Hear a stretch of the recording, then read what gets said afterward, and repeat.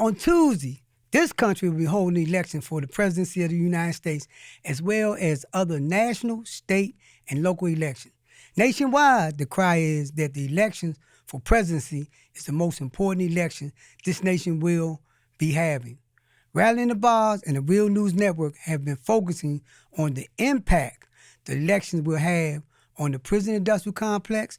More importantly, how does the abolition movement look at the electoral system?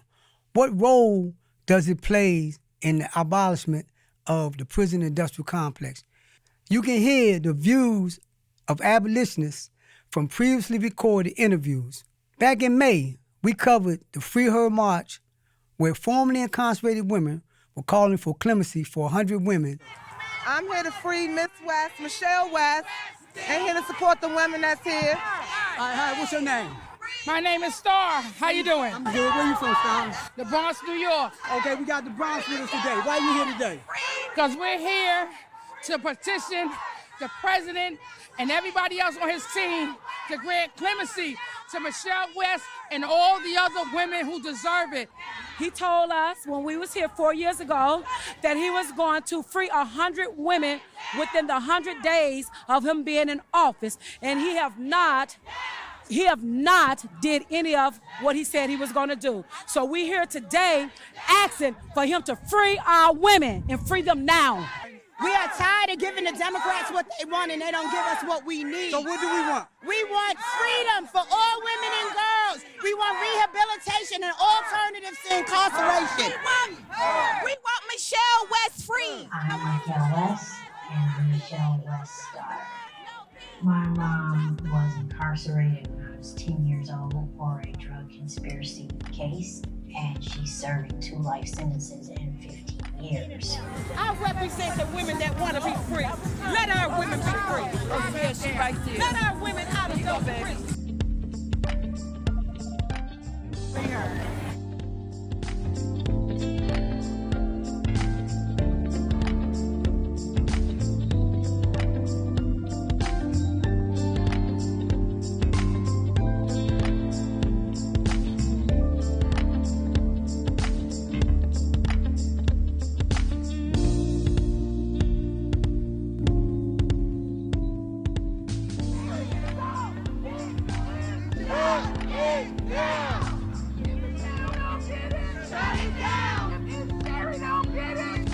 Stop criminalizing us for poverty. Stop criminalizing us for how we cope from the trauma that has been put on us from historically and continuing to this present day. All power to the people. The women get treated badly. The women get raped in jail. All kinds of things. I serve federal time, and I know what it's like to be in there. And I say free women today. We told them to free those women, and they didn't do it. They're sending them to other prisons that, guess what, also are raping our sisters inside of the federal system. So we've got a lot of work to do, people.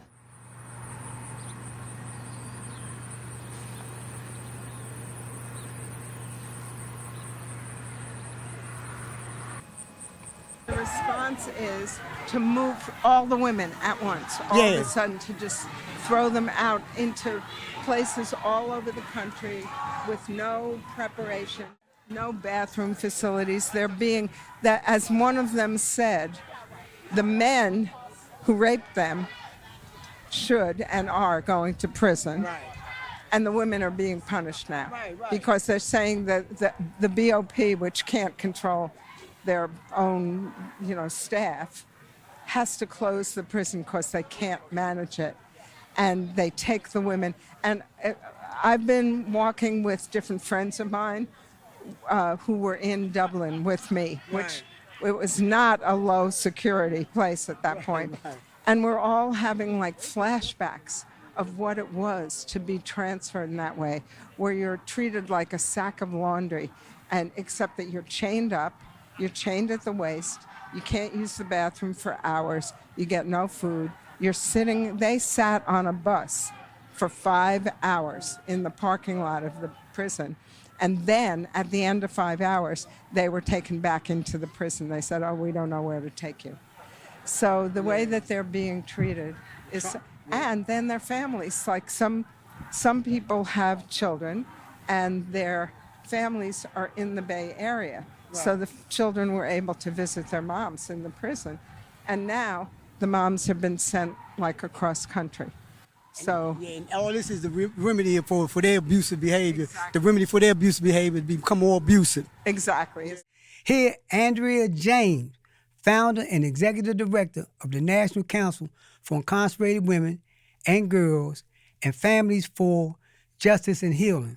Because we were incarcerated in the federal system, you know, and we were in prison with sisters who are never coming home unless their sentences are commuted. So it's kind of different when you determine what space you're gonna, you know, work out of when you haven't had the full experience of what we're talking about here. But if you were like us, if you were women that were incarcerated in the federal system, who were mothers, who were wives, who were aunties and grandmothers and, you know, sisters, you know, and moms in particular, we have been separated from our children, but, you know, some of us had the opportunity to go to prison and come home. Right. So we're fighting for sisters that unless we get clemency for them, they'll never come home, you know, and we've got to really understand that.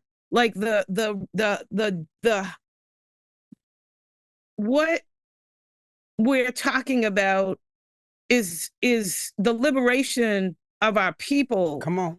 And we want to bring attention to the intentionality of incarceration of our people. Right. And the policies that led up to that. Now, we started our work after we started organizing in the prison, in the federal prison for women in Danbury, Connecticut in 2010. Right. And, you know, brought the work out with us starting in 2011. And then other sisters inside, Justine Moore, Virginia Douglas, Shay, Big Shay, you know, they started to come home. So it wasn't rocket science for us, but in the federal prison, you had sisters from all over the country, sometimes from different Black communities around the world. Right. And so it wasn't rocket science for us to start this work, but we started in the prison realizing, you know, not really totally clear about what clemency was as a tool, but after coming home in 2011, that became crystal clear to us. You know, we met Amy Pover at Can Do Clemency. She taught us a lot about clemency as a tool. And then, of course, President Obama, who we got in front of and who centered women and brought us to the White House. But also, we should not be going backwards from what President Obama did with clemency.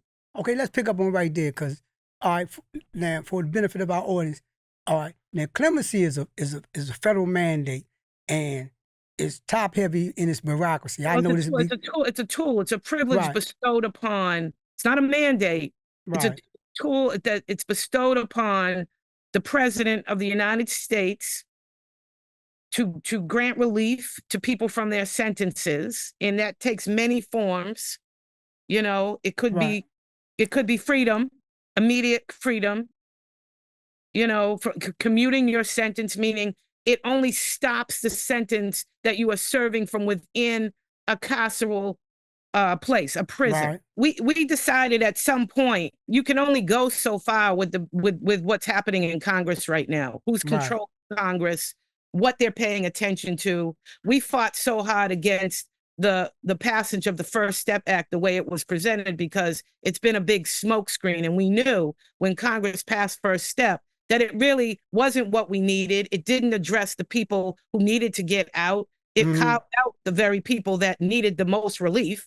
And so how could we ever support a bill like that? And we never crossed over in support of it, even though we fought valiantly to try and add a retroactivity and other things to the First Step Act. And then it was put into the hands of the most vile regime of a think tank called the Heritage Foundation. That's right. Also responsible now for Project 2025. That's right.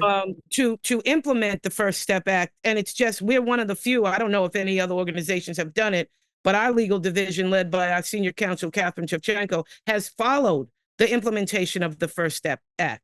And it's been just a sham. It's been you know, but the PR on it would make anybody think that everybody who's come, like 30,000 people got released because of First Step Act. That's not true. But I digress. So, you know, when we talk about the First Step, the Fix Act, it's at some point, yes, we have to weigh in. We need legislators who are directly affected, like Congresswoman Ayanna Pressley, to carry these bills forward for us and to at least put them into existence, knowing that we got a big struggle to get them to go anywhere, because the members of Congress were satisfied with the First Step Act, as abysmal as it is. They weren't going to center criminal, justice reform in any significant way following that for years. We knew that. That's the pattern of how things go. We haven't heard a peep about criminal justice reform in other than Trump wanting to bring the death penalty back for drug dealers. Right. We haven't even heard. It's not even on the current candidates' platforms.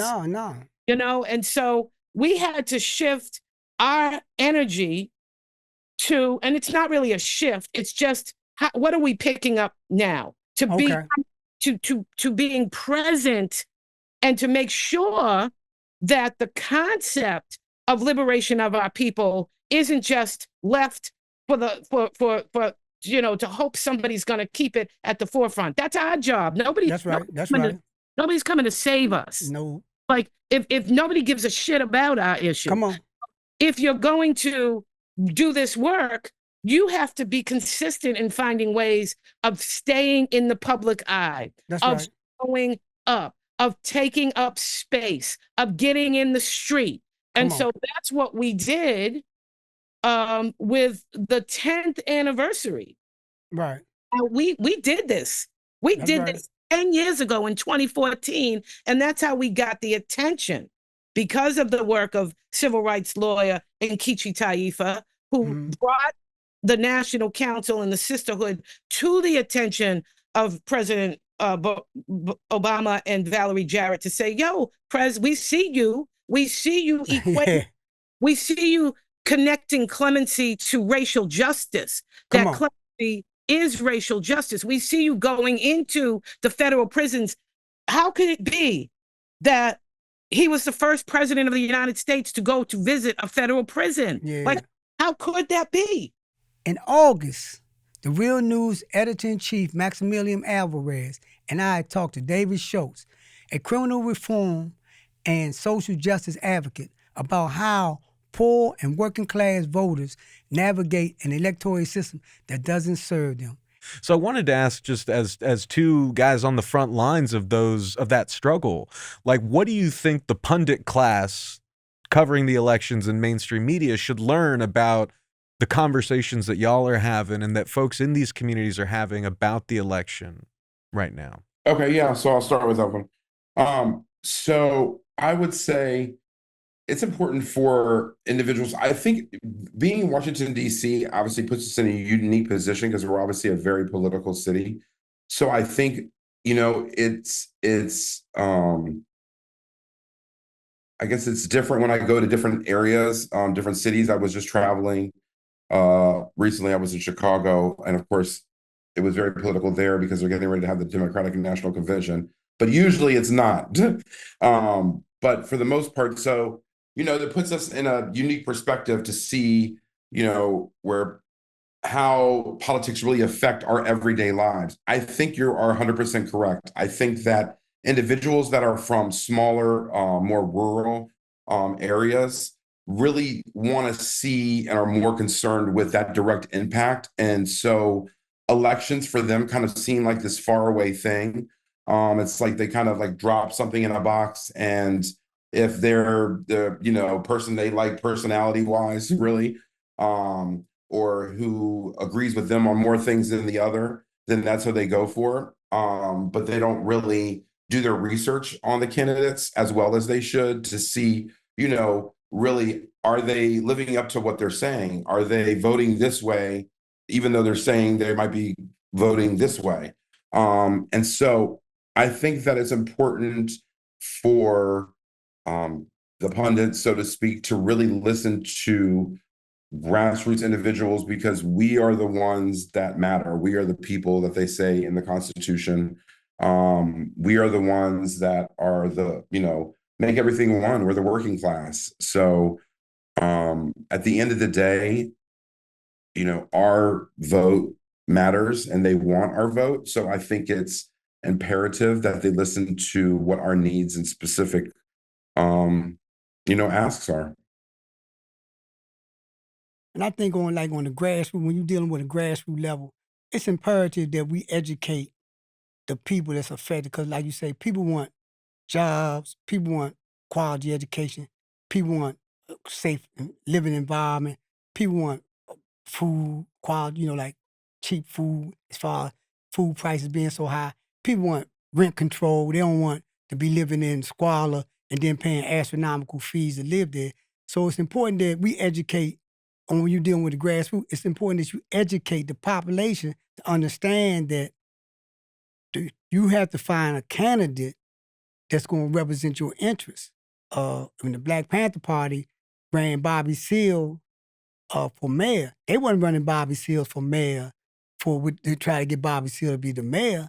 They was engaging the electorate. They was educating people about how, like Dave said earlier, where the money's come from, how the money's allocated, and how you can have a voice in money's being allocated to your neighborhood, to clean up your neighborhood, to have the trash collected, how could be allocated toward medical, universal health care for everyone. So when I look at it from the grassroots level, I'm always in my mind's always on this, in this area, educating the people about the electoral process, educating the people about, okay, if you get involved with this process, then make sure you had a candidate that's going to represent your interests, because the candidate's going to come and say what they think you want to hear.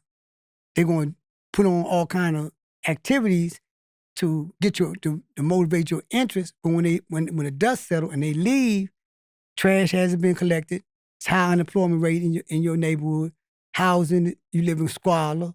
You're not safe, and your children being targeted because you're not safe. So when I look at it from the perspective, Mac, I look at it from the perspective that it's incumbent upon me and people that's in that space to educate the people on the budget, to educate the people on the electoral process, educate the people on how to go about vetting a candidate. Like he said, candidates have listening sessions. So if a candidate have a listening session, then it's incumbent upon people like myself and Dave to get people to come down there and educate the electorate. Like ask questions about, okay, because if you don't do what we say you're supposed to do, same way we elected you in, we can get your recall and get you out. Can I just add one quick thing? Can I just say from a grassroots level, to answer your other question, is what the individuals are saying is the basic needs are what they're struggling with when it comes to housing, and especially affordable housing. Doesn't matter if you're a returning citizen, if you're just a working class individual, that basic need is a struggle that basically grassroots individuals are really looking to have fixed this election cycle. And, you know, just the basic necessity of being able to keep food on their table and be able to feed their kids. So I know it sounds basic, but that's what I've been hearing a lot of in the community and what they are really focusing on come, this election cycle. And recently we sat down with Jonal Aolo and John Cannon to talk about Proposition 6 initiative to have removed from California state constitution its version of the 13th Amendment legalizing slavery. Jonal, let's start with you. All right, I want you to give us a history lesson on how the code that came into existence that legalized slavery in California, because you made an interesting observation, and before, and we was talking about it again, how we got this perception of California as being the big Hollywood, Rolls Royce Yeah, thank you, Manson. Yeah, no, you're right, man. We got this idea of what California is. Not only the palm trees and the Rolls Royce and it's always sunny, but also that we're soft on crime, and that criminals are out able to just do whatever they want out here, and there's no law and order and all that kind of stuff. Mm-hmm. The reality is the prison industrial complex out here, crooked and oppressive as it is in any state of the union. And so when you talk about especially this exception clause, and specifically here in California, it's the exception to involuntary servitude. But like we say, as you can see on my background there, one of our main messaging points is that involuntary servitude is slavery. That's right. So they try to lessen it or give it a fancy name. But the reality is the practice is the same thing of subjugating human beings to work against their will. And so when you talk about involuntary servitude in California, the history, like you mentioned, it goes all the way back to when California became a state. So back in 1849, remember this territory here was territory of Mexico up until then. You had the expansionist, I wouldn't even really call it a war, but an assault on Mexico. Come on. 1848, which ended with the Treaty of Guadalupe Hidalgo. That treaty was not, honored or like most of the treaties that the U.S. Yeah, that's right. with folks of indigenous ancestry. Them treaties were nothing but, opportunities for the forked tongue, as they say, to get what they want. And so what happened is, the land was taken, and indigenous mixed with Spanish, folks became immigrants overnight. And with that said, what you started seeing was the first Constitution of California in 1849 has that exception clause that we see today. It says that involuntary servitude is prohibited except for punishment for a crime. It's not that exact wording, but right. It's the same exact practice, right? And so that set things up. That set the stage for 1850. You started seeing this. So this is like autumn, the year right after they became a state, and the Constitution was introduced. You see the 1850 Act for the Government and Protection of Indians, and again the forked tongue, right? The way that they name the act, you would think, oh, they're protecting Indians, when in fact it was a vagrancy law that they used to criminalize indigenous people, and subsequently enslave them under the exception to involuntary servitude.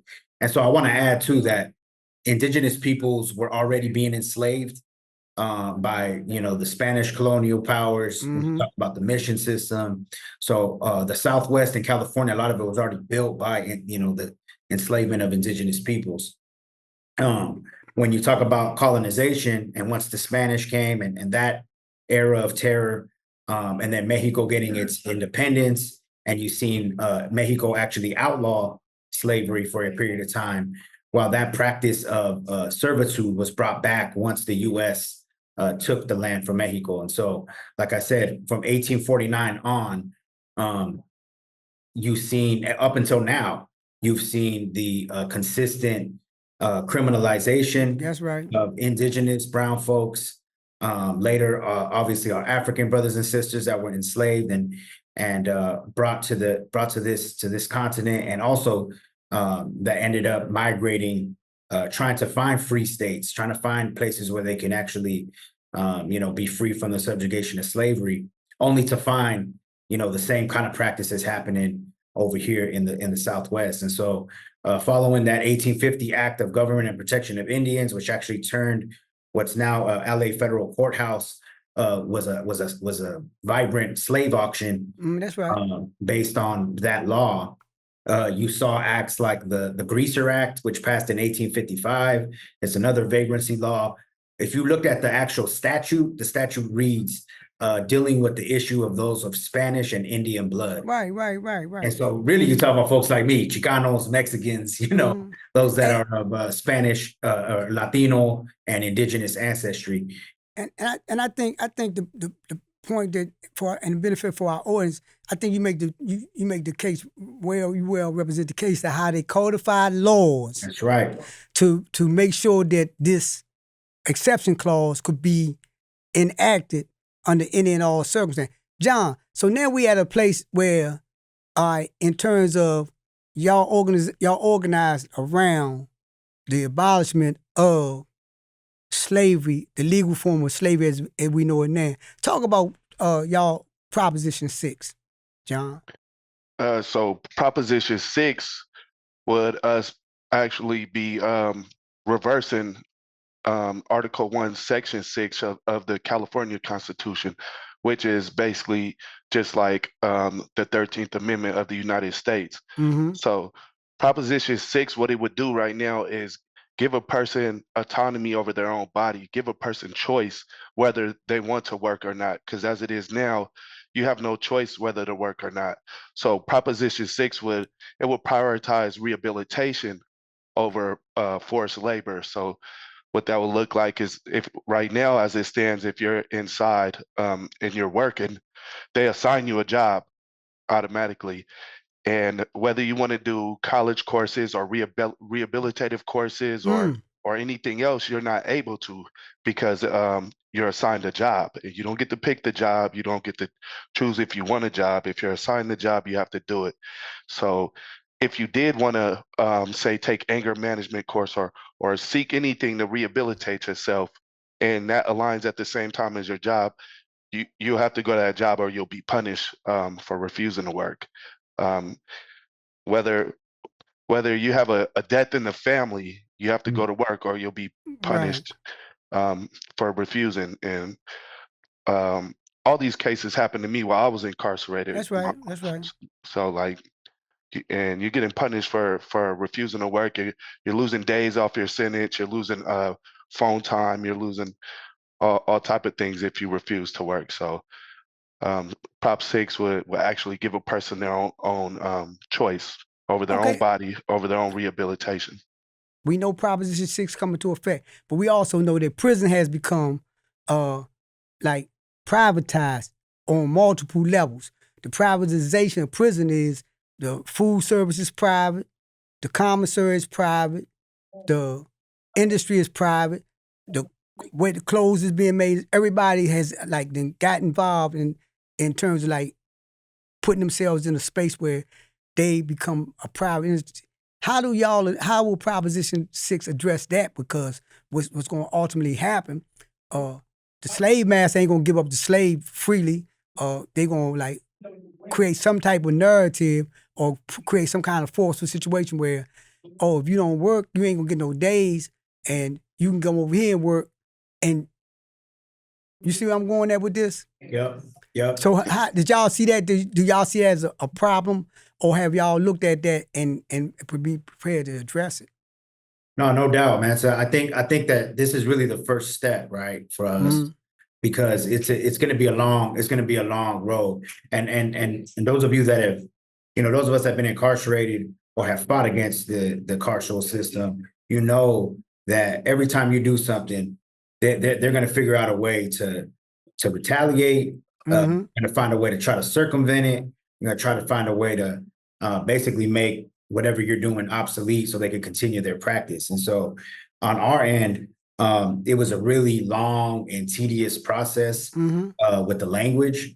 But we wanted to make sure was that we weren't just passing something that was symbolic, that ended up just being, okay, we're removing some words out of the Constitution. We all feel better about ourselves. And people that are incarcerated are going through the same conditions. Yeah, status quo. Go ahead. It's status quo, exactly. So the language in Proposition 6 and what was ACA 8, when we passed it in the legislature to get it on the ballot, actually says that any person that's incarcerated cannot be punished for refusing a work assignment. Okay.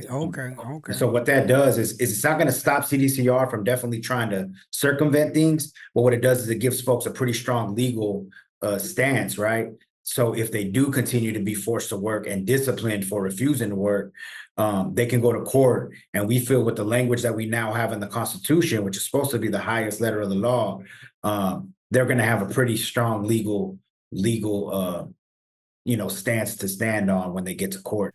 We have amplified the voices of the abolition movement. We don't give voice to the voices because everyone has a voice. We just turn up the volume. Thank you for watching Rattling the Bars on the Real News Network.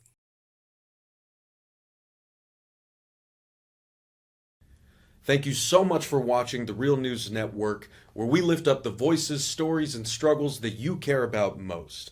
And we need your help to keep doing this work. So please, tap your screen now, subscribe, and donate to the Real News Network.